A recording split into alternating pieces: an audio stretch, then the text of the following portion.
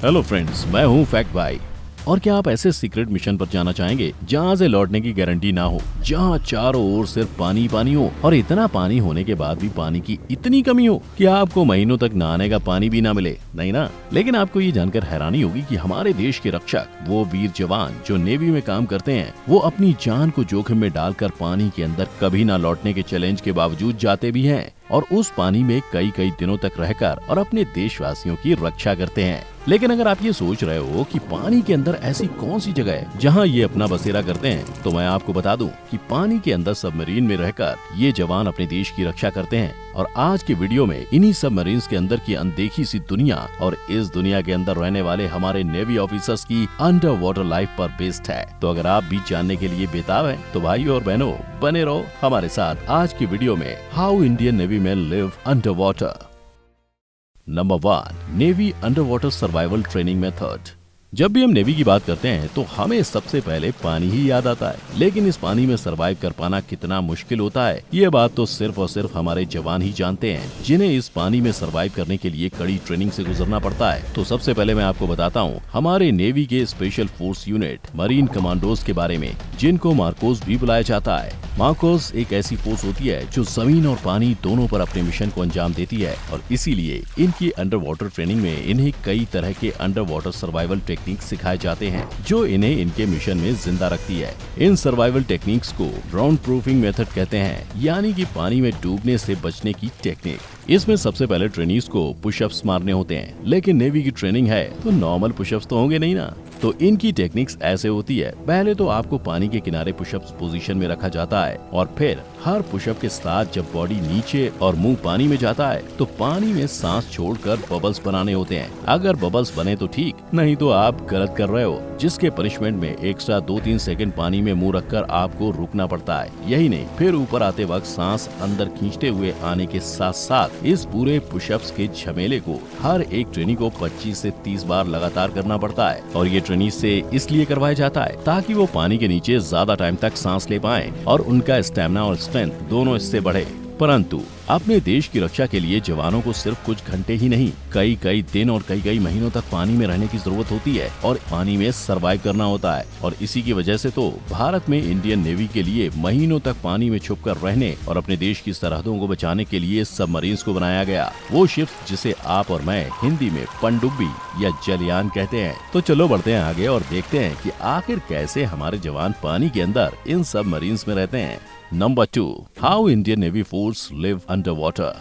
अब under water की इस राम कहानी को समझने के लिए क्यों ना हम अंडर वाटर नेवी से खुद उनकी जुबानी ही कहानी सुने। तो INS सिंधु कृति, जो सिंधु घोष सबमरीन की 7 डीजल इलेक्ट्रिक सबमरीन है, जिसमें रहने वाले ऑफिसर्स ने खुद अपने एक्सपीरियंस शेयर किए थे, जिसमें उन्होंने ये बताया था कि उनके हिसाब से दुनिया का सबसे मुश्किल काम सबमरीन में सरवाइव करके अपनी ड्यूटी को पूरा करना होता है, क्योंकि कई कई दिनों तक पानी में डूबी हुई सबमरीन के अंदर हर वक्त अंधेरा होता है। सूरज की धूप का उजाला न मिलने से रात और दिन में फर्क तक पता नहीं चल पाता। साथ ही धूप की कमी से कई ऑफिसर्स के अक्सर हाथ पैर तक जकड़ जाते हैं। लेकिन ये तो सिर्फ कुछ ही प्रॉब्लम्स है। मतलब सबमरीन जो एक कम स्पेस वाली विंडोलेस जगह होती है और जो 300 फीट समंदर की गहराई में तैरती है और काम करती है, उसके अंदर एक बार में करीबन 100 लोगों को रखा जाता है। पर 300 फीट यानी अंदर बहुत सारी जगह नहीं होती, क्योंकि एक सबमरीन के अंदर कई सारी मशीनरीज भी होती हैं और इन्हीं मशीनरीज की वजह से सबमरीन के अंदर बने जवानों के बेड ट्रेन कंपार्टमेंट्स में बने सीट से भी ज्यादा छोटे होते हैं। और यहाँ की मशीनों के लगातार चलते रहने से जनरेट होने वाली गर्मी इतनी ज्यादा होती है कि कभी कभी चैन की नींद पाने के लिए ऑफिसर्स वहाँ सो जाते हैं जहाँ मिसाइल्स और बॉम्ब रखे होते हैं,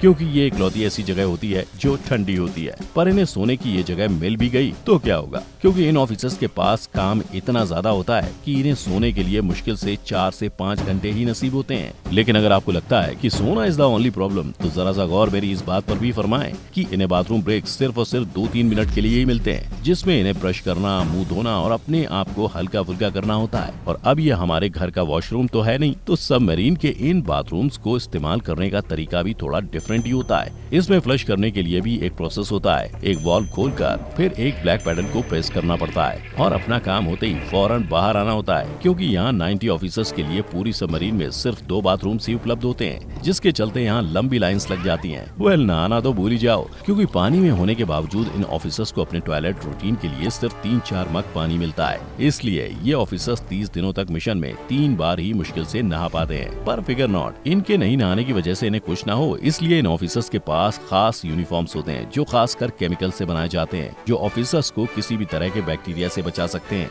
और ऑफिसर्स इन यूनिफॉर्म्स को पहनकर हर 3-4 दिन में इन्हें फेंक देते हैं। और अब सोना हो गया, सुबह सवेरे का काम धाम भी पूरा कर लिया, तो अब बढ़ते हैं नाश्ते यानी इनके खाने की ओर। तो इनका खाना भी बिल्कुल किसी टिपिकल इंडियन फैमिली की तरह दाल चावल रोटी भाजी वाला होता है। फर्क बस इतना होता है कि ना दाल में तड़का होता है और ना ही सब्जी में ज्यादा मसाला। और हद तो ये हो जाती है कि उन्हें चैन से बैठकर खाने का मौका भी नहीं दिया जाता। ऑफिसर्स को ये खाना सिर्फ 12 मिनट में खाना होता है। पर इनके खाने में इतनी पाबंदी का कारण भी मैं आपको बता दूं। तो पहला रीजन ये है कि इनके पास खाने का सामान बहुत ही लिमिटेड होता है, और अगर सामान ना हो तो इनके पास लिमिटेड फूड का ऑप्शन होता है। जिसके बाद आता है दूसरा रीजन, यानी ये खाना बिना तड़के से इसलिए बनाया जाता है ताकि खाने से ज्यादा धुआं ना उठे, क्योंकि सबमरीन में मौजूद वो रूम्स जिसे बैटरी रूम्स कहते हैं और जिसमें 100 से भी ज्यादा बैटरीज होती हैं, उसके लिए एक छोटी सी चिंगारी भी काफी होती है पूरे के पूरे सबमरीन को ब्लास्ट करने के लिए, समझे। इसीलिए सारे ऑफिसर्स हर वक्त काफी अलर्ट रहते हैं। अपने देश की खातिर अपनी जान को हथेली पर लेकर सबमरीन में रहने वाले इन ऑफिसर्स का मिशन 1 से 3 महीनों तक का होता है, जिसके चलते बाहरी दुनिया से ये पूरी तरह अनजान रहते हैं। इन ऑफिसर्स के महीनों के मिशन में मर्चेंट शिप से लेकर अलग अलग शिप पर नजर रखने के लिए सबमरीन में खास टेक्नोलॉजी इंस्टॉल की गई होती है, जिसे सोनार कहते हैं, जो एक तरह का high frequency sound navigation and ranging equipment होता है, जिसे आप सबमरीन के कान कह सकते हो। ये 2 तरह से काम करती है। एक ये कि सबमरीन एक्टिव सोनार का इस्तेमाल करती है, जिसमें सबमरीन से निकली हुई साउंड वेव्स दूसरी शिप से टकराती हैं और सबमरीन को पता चल जाता है कि दूसरी शिप कहां पर है। और दूसरा तरीका है पैसिव सोनार का, जिसमें दूसरी शिप से आने वाले इंजन पंप्स वगैरह की आवाजों को ध्यान से सुना जाता है, जिससे उनकी लोकेशन का सही अंदाजा सबमरीन को हो जाता है। यही वजह है कि दुश्मन शिप को ट्रैक करने और पहचानने वाले इस सिस्टम को सोल ऑफ शिप भी कहते हैं, जहां हर एक छोटी से छोटी साउंड को रिकॉर्ड किया जाता है और इंटरप्रेट किया जाता है। Number 3, under water safety measures. अब जितना इम्पोर्टेंट सबमरीन का सोल है, उतना ही इम्पोर्टेंट सबमरीन में ड्रिल्स या इमरजेंसीज की प्रैक्टिस का होना भी है। हर एक ड्रिल में ऑफिसर्स को कुछ सेकंड्स में ही एक्शन लेना पड़ता है। जैसे अगर फायर इमरजेंसी हुई तो कुछ ही सेकंड में ऑफिसर्स को फायर एक्सटिंग्विशर, फायर होज लेके आना, फायर सूट पहनकर रेडी रहना होता है। ऐसे हालात में सारे ऑफिसर्स तुरंत अपनी अपनी पोजीशन संभालते हैं। साउंड पार्ट टेलीफोन्स पर ऑफिसर्स मौजूद होते हैं। डैमेज कंट्रोल बोर्ड लगातार जहाँ कहीं भी आग लगी होती है वहाँ की सिचुएशन के बारे में रिपोर्ट ली जाती है। ऐसे में क्रू की अलर्टनेस को टेस्ट किया जाता है। फायर ड्रिल हो या कोई भी ड्रिल हो, जैसे ही वो शुरू होती है सबसे पहले उस कंपार्टमेंट को सील किया जाता है जहां प्रॉब्लम है, और फिर अंदर मौजूद लोग सिचुएशन को कंट्रोल करने की कोशिश करते हैं। और फायर के केस में जब आग फायर एक्सटिंग्विशर और फायर होज से काबू में नहीं आती, तो ऐसे में ऑफिसर्स को फ्रेन गैस का इस्तेमाल करना पड़ता है, जो आग को रोकने के लिए एक बेस्ट अल्टरनेटिव होता है, क्योंकि ये ऑक्सीजन के फ्लो को रोक देता है, जिससे आग बहुत ही जल्दी बुझने लगती है। और ऐसा करके सबमरीन में आई इमरजेंसी सिचुएशन को कंट्रोल में लाया जा सकता है। उसके बाद सबमरीन ऑफिसर्स फिर अपने काम पर लग जाते हैं। अब ये देखकर आप तो ये समझ ही गए होंगे कि सबमरीन की लाइफ कितनी जोखिम भरी होती है। Number 4, biggest submarine of Indian navy. आओ बात करते हैं कि ऐसी सबमरीन की जो इंडिया की सबसे बड़ी सबमरीन कहलाती है, और इंडिया की सबसे बड़ी सबमरीन का नाम INS अरिहंत रखा गया है। और यह हमारे देश की पहली न्यूक्लियर पावर्ड सबमरीन है, जिसके मोस्ट अपग्रेडेड वर्जन को 2018 में PM मोदी ने देश को सौंपा था। और हमारे देश के लिए ये बहुत ही बड़ी बात है। INS अरिहंत इंडिया की ऐसी पहली सबमरीन है जो हवा, पानी और जमीन तीनों लेवल की सुरक्षा करने में माहिर है। अरिहंत का मतलब ही होता है दुश्मनों को खत्म करने वाला, और इंडिया का INS अरिहंत न्यूक्लियर पावर से बना सबमरीन में से एक है, जो पानी के अंदर 25 साल तक बिना किसी नुकसान के रह सकता है। लेकिन ऐसे न्यूक्लियर पावर शिप्स में भी 90 डेज से ज्यादा दिन का खाना और सामान नहीं जा पाता। यही वजह है कि इन सबमरीन्स के ऑफिसर्स इनके अंदर 3 महीने तक ही रहते हैं। तो देखा आपने कैसे इंडियन नेवी पानी में 300 फीट नीचे जाकर सबमरीन की थोड़ी सी जगह के अंदर रहते हैं, जहाँ ठीक से सोने से लेकर खाने नहाने हर चीज की प्रॉब्लम और पाबंदियाँ होती है। पर इन सारी पाबंदियों और मुश्किलों के बाद भी इंडियन भारतीय नेवी देश की रक्षा में कोई कमी नहीं आने देती। तो भाई नौजवानों के साथ साथ हमको भी सराहा जाए ये सारी जानकारियां देने के लिए, लेकिन तालियों से नहीं पर एक लाइक, शेयर और सब्सक्राइब से दोस्त। साथ ही कुछ शब्दों में कमेंट करके ये भी बताओ कि सबमरीन के अंदर के सफर में आपको कौन सी चीज हटके लगी। फिर मिलेंगे। जय हिंद।